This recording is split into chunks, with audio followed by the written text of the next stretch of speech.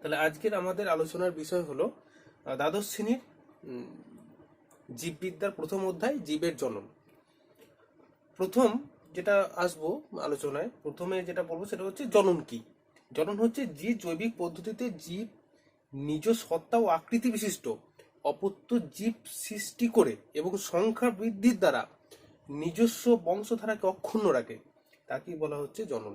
ঠিক আছে, অর্থাৎ নিজের সত্তা এবং আকৃতি বিশিষ্ট, তার নিজস্ব সত্তা এবং আকৃতি বিশিষ্ট জীব অপত্য জীব সৃষ্টির মাধ্যমে নিজের বংশধারাকে অক্ষুণ্ণ রাখাই হলো এক কথায় জনন। ঠিক আছে, তো দেখো এই জনন প্রক্রিয়াটা অনেকগুলো পদ্ধতি আছে। ঠিক আছে, তাহলে কি কি পদ্ধতি দেখো। এই জনন প্রক্রিয়া দেখো প্রধানত আমরা 4 রকমের পদ্ধতি দেখতে পাই। দেখো, একটা হচ্ছে অযৌন জনন, একটা হচ্ছে যৌন জনন। ঠিক আছে, তাহলে অযৌন জননটা কি না, অযৌন জনন হচ্ছে দুটি গ্যামেটের মিলন ছাড়াই, ঠিক আছে, যে জনন প্রক্রিয়া সম্পন্ন হয়। ঠিক আছে, তো তাকে আমরা বলছি অযৌন জনন। আমরা আজকে আমরা অযৌন জনন সম্পর্কে আলোচনা করব। আচ্ছা, তারপর হচ্ছে দেখো যৌন জনন, অর্থাৎ যেখানে নিষেক প্রক্রিয়া সম্পন্ন হয়, দুটি ভিন্ন গ্যামেটের মিলন সম্পন্ন হয়। আর একটা দেখো হচ্ছে অঙ্গজ জনন, এটা কিন্তু মনে রাখবে, অঙ্গজ জনন উদ্ভিদের ক্ষেত্রে হয়। আর অপুংজনী, যেখানে নিষেক ছাড়াই অপত্য জীব অপত্য প্রাণী সৃষ্টি হয়। ঠিক আছে, তাকে বলা হচ্ছে অপুংজনী। অপুংজনী কিন্তু প্রাণীদের ক্ষেত্রেই হয়। ঠিক আছে, তো অযৌন জননের আমরা প্রথমে দেখব সংজ্ঞা। তাহলে প্রথমে সংজ্ঞাতে আমরা অযৌন জননের সংজ্ঞাতে আমরা কি দেখব না, দেখো যে জনন প্রক্রিয়ায় গ্যামেট উৎপাদন ছাড়াই জন্মিত্রী জীবের দেহকোষ বিভাজিত হয়ে অথবা রেণু উৎপাদনের মাধ্যমে, ঠিক আছে, অপত্য জীব সৃষ্টি হয়, তাকে আমরা বলবো অযৌন জনন। অর্থাৎ গ্যামেট উৎপন্ন হবে না, এটা হচ্ছে মোদ্দা কথা। দ্বিতীয়ত হচ্ছে যে রেণু উৎপাদন অথবা যে জীবটা অযৌন জননে অংশগ্রহণ করবে তার নিজস্ব বিভাজনের দ্বারা, অর্থাৎ কোষ বিভাজন ইকুয়াল টু তার বংশবৃদ্ধি বা অপত্য জীব সৃষ্টি। ঠিক আছে, এইটা মনে রাখবে। আচ্ছা, তাহলে ঘটনাস্থল কোথায় কোথায় কোথায় হয় তোমরা যেটা মুখস্থ করবে বা যেটা মনে রাখবে সেটা হচ্ছে যে কিছু নিম্ন শ্রেণীর প্রাণী, যেমন হচ্ছে ব্যাকটেরিয়া, অ্যামিবা, ঠিক আছে, তোমার হচ্ছে কিছু শৈবাল, বেশিরভাগ ছত্রাক, ঠিক আছে, এরা কিন্তু এই অযৌন জননের দ্বারা তোমার হচ্ছে বংশ বিস্তার করে। আচ্ছা, এইবার দেখো আরেকটা যেটা প্রধান জিনিস যেটা পড়বো, তাহলে আমরা দেখো জননের প্রকারভেদ দেখলাম, আমরা সংজ্ঞা দেখলাম, আমরা এবার বৈশিষ্ট্য দেখবো। তাহলে বৈশিষ্ট্য কি না, অবশ্যই যেটা প্রধান এবং প্রথম বৈশিষ্ট্য সেটা হচ্ছে নিষেক প্রক্রিয়া হয় না, অর্থাৎ গ্যামেট উৎপাদন এদের ক্ষেত্রে হয় না। আচ্ছা, যে অপত্য জীব সৃষ্টি হবে, ধরো এটা একটা স্পাইরোগাইরা আছে, এটা ধরো একটা স্পাইরোগাইরা। তাহলে আমরা জানি যে স্পাইরোগাইরা, আমরা জানবো একটু পরে, যদি এখনো জানি না, যেটা হচ্ছে যে এই স্পাইরোগাইরা আমরা এরকম যদি একটা খণ্ডে বিভক্ত হয়ে যায়, অর্থাৎ যদি এইটা শুধুমাত্র কেটে যায়, ঠিক আছে, তাহলে এখান থেকে আমরা দেখবো যে আবার নতুন স্পাইরোগাইরা সৃষ্টি হচ্ছে। অর্থাৎ দেখো, তাহলে এইখান থেকে, তাহলে এইটা ছিল আমার জন্মিত্রী জীব, অর্থাৎ এর খণ্ডীভবন হয়ে দেখো এই অংশটা থেকেই দেখো আবার উদ্ভিদ সৃষ্টি হচ্ছে। অর্থাৎ জন্মিত্রী আপত্য উদ্ভিদ বা আপত্য উদ্ভিদের যে বৈশিষ্ট্য, সেই বৈশিষ্ট্যটা কিন্তু একদম জন্মিত্রী জীবের মতোই, যেহেতু এখানে দুটি গ্যামেটের মিলন সম্পন্ন হয় না। ঠিক আছে, আপত্য জীব জন্মিত্রী জীবের বৈশিষ্ট্য সম্পন্ন হয়। ঠিক আছে, আচ্ছা, এইবার দেখো আর কি না, কেবলমাত্র মাইটোসিস কোষ বিভাজন দ্বারা তোমার হচ্ছে বংশ বিস্তার বা এই অযৌন জনন হয়। মনে রাখবে, শুধুমাত্র মাইটোসিস কোষ বিভাজন হয়, এখানে যেহেতু গ্যামেট উৎপাদন হয় না। আমরা জানি গ্যামেট উৎপাদনের সময়, অর্থাৎ টেস্টিস, ওভারি, ঠিক আছে, আর উদ্ভিদের ক্ষেত্রে তোমার হচ্ছে পরাগধানী এবং ডিম্বাশয়, ঠিক আছে, এইগুলোতে শুধুমাত্র নিষেক প্রক্রিয়া সম্পন্নের মাধ্যমে গ্যামেট সৃষ্টি করে। ওকে, তো যেহেতু তোমার হচ্ছে এখানে গ্যামেট সৃষ্টি হয় না, সেহেতু মিওসিসের কোনো গল্পই এখানে নেই। আচ্ছা, আর হচ্ছে তোমার দ্রুত কোষ বিভাজন সম্পন্ন হবে এবং দ্রুত অপত্য জীবের সংখ্যা বৃদ্ধি ঘটবে। আর একটা যেটা প্রধান বৈশিষ্ট্য, যেটা হচ্ছে আমাদের যৌন জননে হয়, এই 2n এবং n, অর্থাৎ হ্যাপ্লয়েড এবং ডিপ্লয়েড যনুর যে পর্যায়ক্রমিক আবর্তন, ঠিক আছে, বা যেটাকে আমরা বলি অনেক সময় যনুক্রম, অর্থাৎ এই যে হ্যাপ্লয়েড এবং ডিপ্লয়েড জন্য যে পর্যায়ক্রমিক আবর্তন, এইটা কিন্তু এই পদ্ধতিতে হয় না। তাহলে এই হচ্ছে প্রধান এবং গুরুত্বপূর্ণ বৈশিষ্ট্য হচ্ছে অযৌন জননের। এই অযৌন জননের দেখো, এবার আমরা আসছি প্রকারভেদ। আচ্ছা, তাহলে প্রকারভেদ দেখো, এই যে প্রকারভেদ, তাহলে এই অযৌনজনন বেশ কিছু পদ্ধতিতে হয়, যেমন হচ্ছে বিভাজন, পরকোদ্গম, গেমিউল গঠন, খণ্ডীভবন, পুনরুৎপাদন এবং হচ্ছে রেণু উৎপাদন। ঠিক আছে, তো দেখো এই বিভাজন প্রক্রিয়া প্রথম আমরা আসবো। তাহলে যে প্রক্রিয়া বেশিরভাগ এককোষী জীব, ঠিক আছে, কিছু কতিপয় বহুকোষী জীবও এই প্রক্রিয়া অযৌনজনন সম্পন্ন করে। মাতৃজীব দুই বা ততোধিক মাতৃজীব দুই বা ততোধিক আপত্য জীব সৃষ্টি করতে পারবে, ঠিক আছে, হচ্ছে বিভাজনের মাধ্যমে। কিরকম বিভাজন দেখো আমরা দেখে নেব। আর অবশ্যই মনে রাখবে যে এটা এই যে অপত্য জীবের অনুরূপ বৈশিষ্ট্য সম্পন্ন জন্মিত্রী জীবের অনুরূপ বৈশিষ্ট্য সম্পন্ন অপত্য জীব সৃষ্টি হবে। তাহলে বিভাজন প্রক্রিয়াকে আমরা প্রধানত দুটি ভাবে দেখবো, একটা হচ্ছে দ্বিবিভাজন, একটা বহু বিভাজন। তো এই দ্বিবিভাজনটা কি? দেখো দ্বিবিভাজন, এই দ্বিবিভাজন প্রক্রিয়াতে দেখো এই অ্যামিবার ক্ষেত্রে আমি দেখো ব্যাকটেরিয়ার ক্ষেত্রে দেখো, তাহলে প্রথম ব্যাকটেরিয়ার ক্ষেত্রে দেখাই। দেখো এটা ধরো একটা ব্যাকটেরিয়া, এটা তার সার্কুলার ডিএনএ বা চক্রাকার ডিএনএ। তো এটা প্রথমে দেখো এরকম একটা খাঁজের মতো সৃষ্টি হবে। অনুরূপ ভাবে দেখো এইটাও এরকম, এটাও ডুপ্লিকেটেড হবে, অর্থাৎ একটা থেকে দুটো সৃষ্টি হবে। পরবর্তীকালে দেখো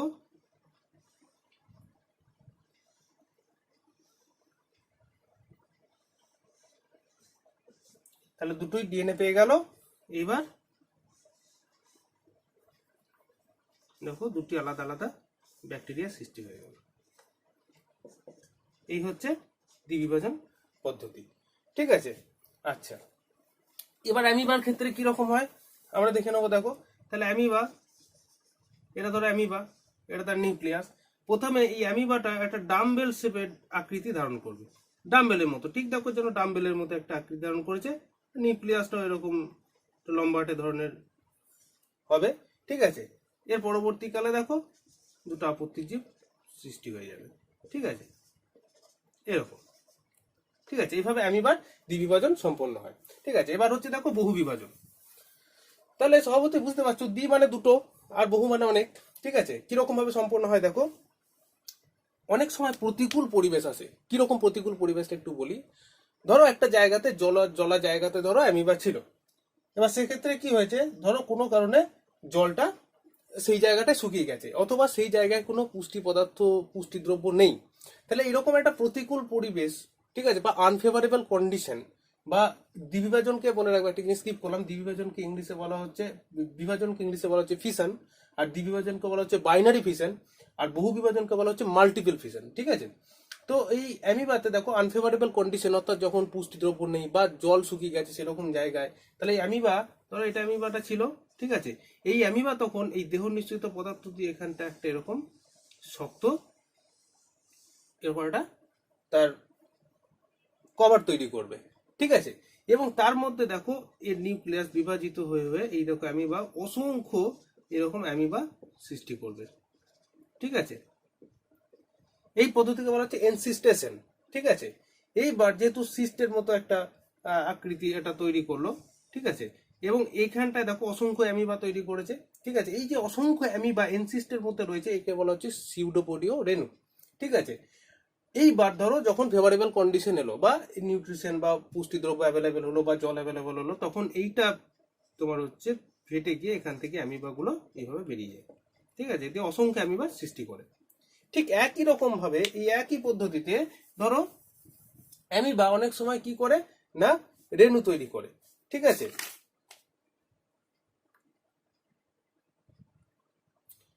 অ্যামিবা কি হয়, অ্যামিবার নিউক্লিয়াস অনেক সময় এই প্রতিকূল পরিবেশে তোমার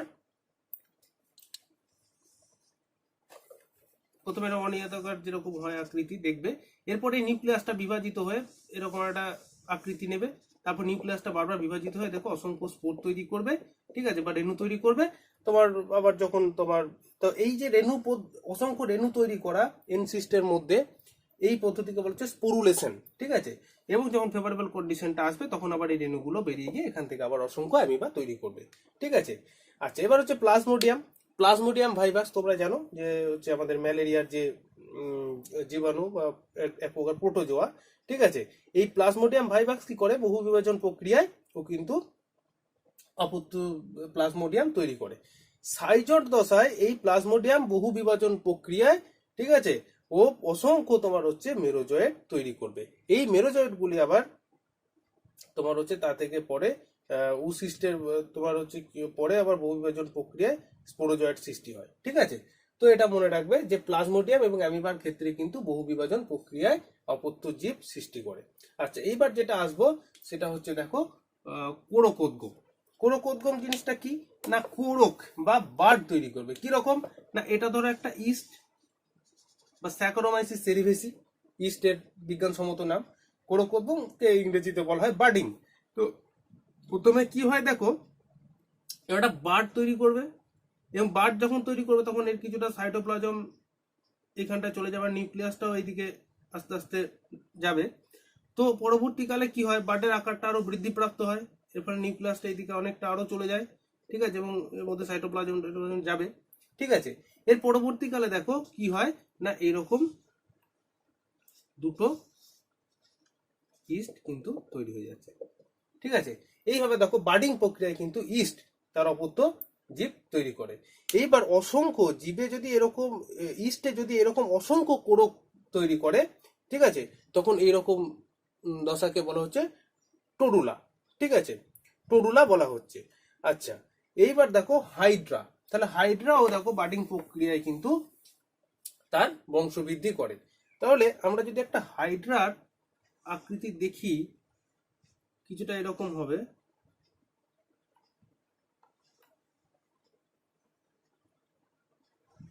এটা হচ্ছে ধরো হাইড্রা।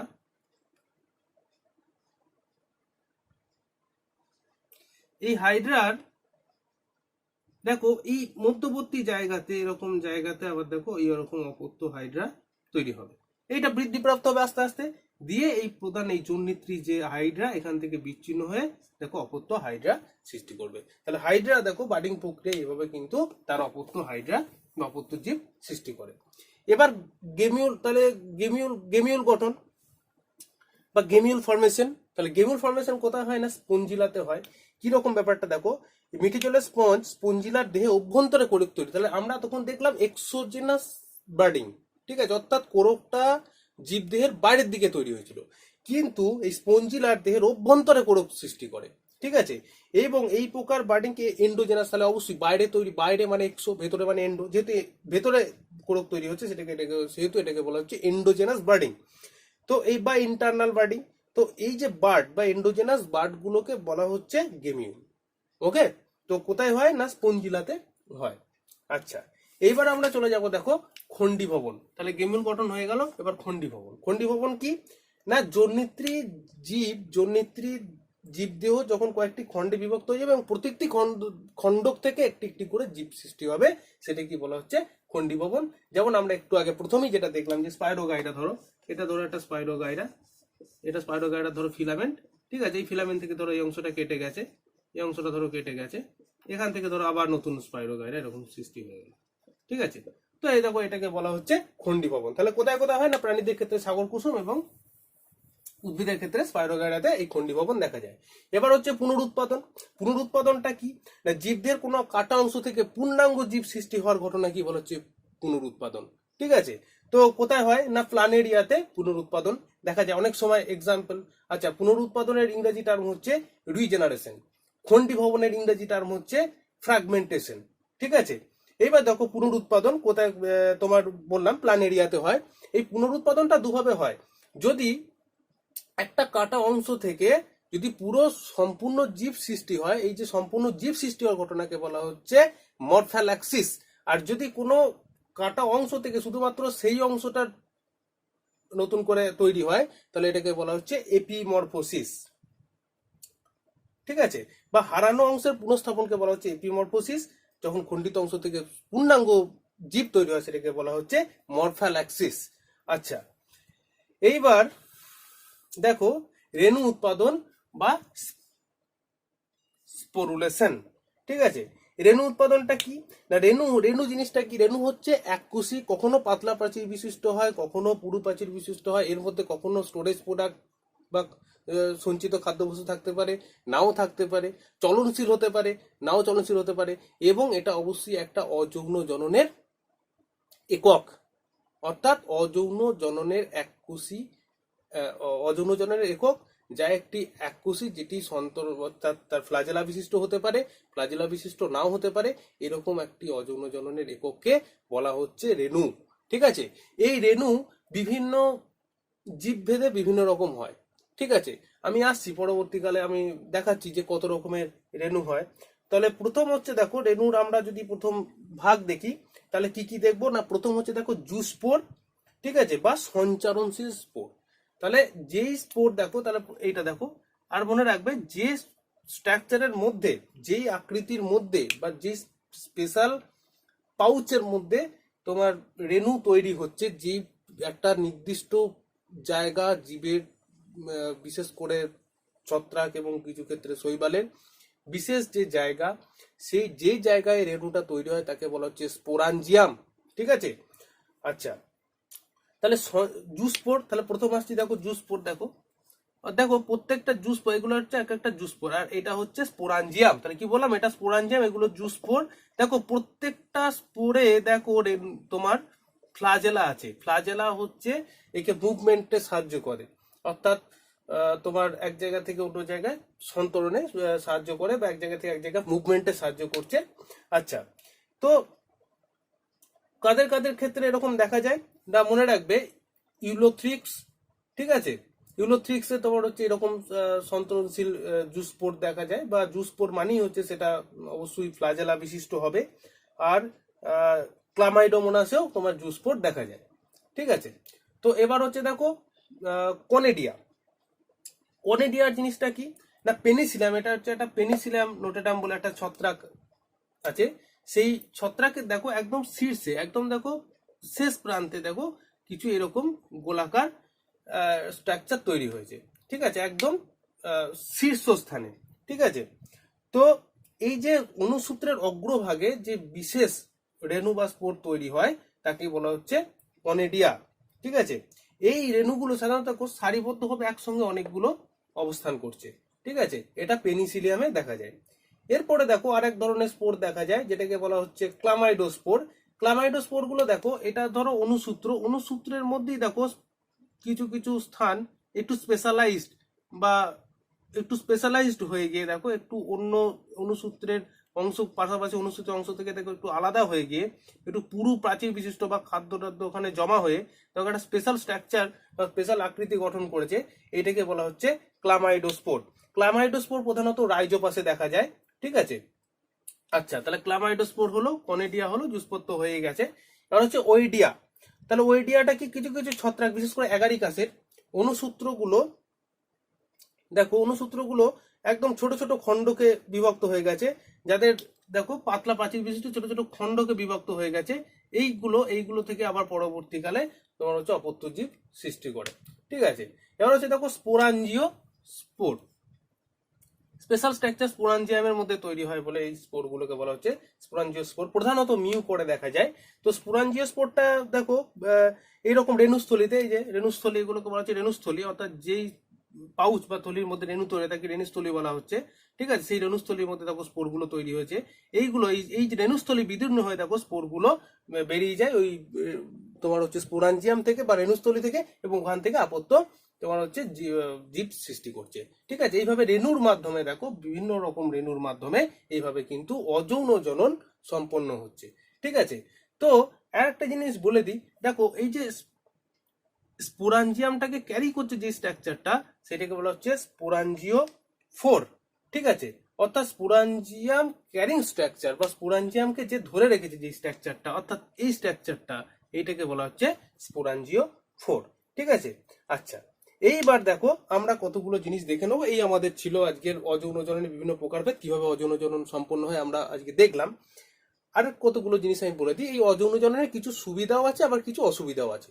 কি কি সুবিধা বা কি কি অসুবিধা দেখো।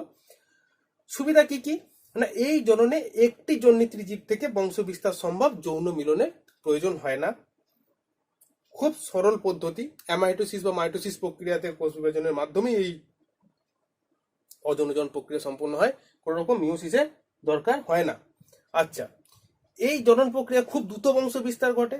একটিমাত্র জীব থেকে অসংখ্য অপত্য জীব সৃষ্টি করে।